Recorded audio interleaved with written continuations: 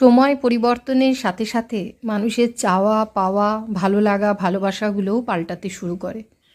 যখন আমরা জীবন শুরু করেছিলাম মানে বিয়ের পর পর, তখন আমাদের প্রধান লক্ষ্যই ছিল যেন আমাদের নিজেদের আর্থিক বিষয়টা অনেক বেশি স্টেবিলিটি পায়। প্রচুর পরিশ্রম করেছি দুজনে তখন। আর এখন এই মাঝ বয়সে পৌঁছে সত্যি কথা বলতে মনে হয় একটুখানি শান্তি চাই।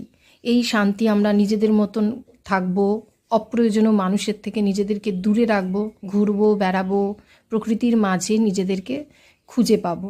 ঠিক এই লক্ষ্য নিয়েই আমরা এগিয়ে চলছি। তাই যতটা সম্ভব সমস্যা মানে যেখানে আর কি প্রবলেম সেখান থেকে নিজেদেরকে দূরে রাখার চেষ্টা করি।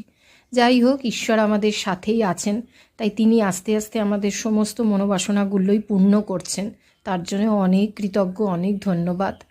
আর এখনও এমন অনেক আগে যেরকম ভাবতাম যে এটা না হলে হবে না, এর সাথে কথা না বললে মনটা খারাপ হতো, এখন কিন্তু সত্যি আর সেটা ম্যাটার করে না।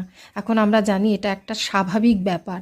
এই রকমটা মেনে নিয়েই আমাদেরকে ভালো থাকতে হবে আর নিজেদেরকে ভালো রাখতে হবে। সত্যি কথা বলতে এই একা ভালো থাকাটা না আমরা শিখে গেছি, তাই আমাদের আর এখন অত সমস্যা হয় না।